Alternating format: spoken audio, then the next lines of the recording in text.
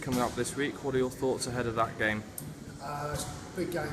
We didn't have a game last week, the Bucks won, so I spent most of the week preparing for this game. Leeds are unbeaten at the moment. I think they've won 3 out of 3. Very physical team, very well organised.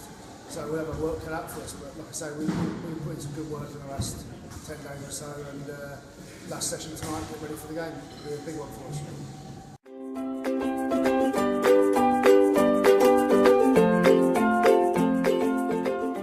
What are the positives you can take out of the game against Richmond?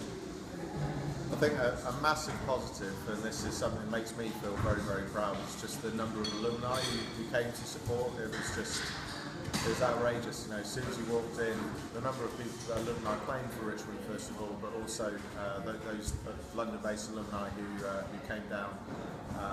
And we're all in the bar afterwards as well, mixing in with the new guys. That was really special for us. It was really special for the new guys who joined the club, so they actually understand that the bonds that these guys form while they're at university really are lifelong bonds, and Loughborough stays in the system. With regard to the game, I think Richmond had the first half, we had the second half, and you know, very, very close in the end, but congratulations to Richmond. Obviously their kicker is very strong in nailing those conversions.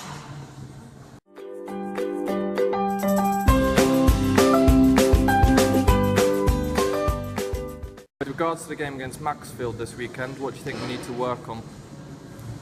Well, I think something that has been a lot better in the last 2 games has been our discipline. We've had no yellow cards, and that's kept us in the game. When we lost against Loughborough, you know, turned out a disappointing performance there. We had 2 people yellow carded. We've got the 3rd worst discipline record in the whole league with regard to yellow cards. Macclesfield are going to be a team that are going to be physical, they're going to be direct, they're going to be able to control territory and possession. So we have to be really streetwise with regard to reducing the penalty count, because if big sides like Macclesfield get in our final third, like any side in National 1, they're going to be a hard side to keep out. And then really, it's a mentality thing. Macclesfield are bottom of the league table, but you know, I've been around long enough now to know that doesn't count for anything. It's about us bringing our standards in terms of our mental preparation to the game. Because Macclesfield will be really fierce, and all their guys will fully believe that, you know, they can come to Loughborough like they have done in the past and get a result. And we actually said in the huddle at the end against Richmond that our first half physically we just weren't good enough, and we really challenged the guys at half time to sort that out, and they did in the second half, but that counts for nothing unless they bring that from the start against Macclesfield. So that will be our focus this week. And any fresh injury concerns ahead of the game? Matt Rogerson had to go to hospital after the game against Richmond. He took a bang in the ribs and he's struggling with his breathing, but very pleased to say that he's been x-rayed, there's nothing broken, it's just bruising. There's a few other bumps as well, so Ben Pond's knee injury, which will need to be evaluated during the week. But then also, you know, we hope that Harry Ellington, prop, Josh McNulty, prop, Harry Rudkin, Jake Olben, the second row, those guys will be assessed this week. And hopefully, you know, we start coming back to a full roster of fitness. But a real pleasing thing about the Richmond game was Jonah Boyce and Will Roberts, who came into the front row, predominantly playing most of their rugby in the Bucks League, and I just thought they were outstanding.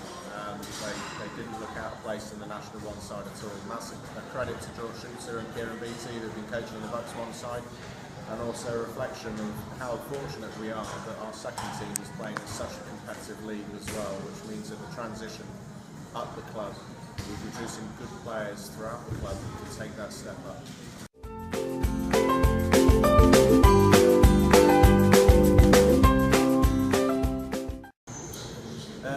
Really physical game. We knew they'd be a very good team, and they were. For us to be competitive, we had to bring our best game, and we did, especially in the second half.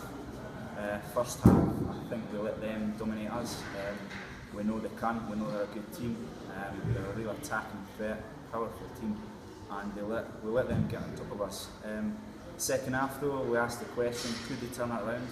They did. It put us in a position where we could have won the game. We didn't, and fair play to Richmond. You know, that's why they are where they are. And looking ahead to Maxfield this weekend, what do you think we need to work on for that game? So looking at a more consistent performance over the 80 minutes, that's kind of been our season so far. We've had a lot of 40-minute performances, 60-minute performances. We're going to ask the question if we can do it for 80 minutes.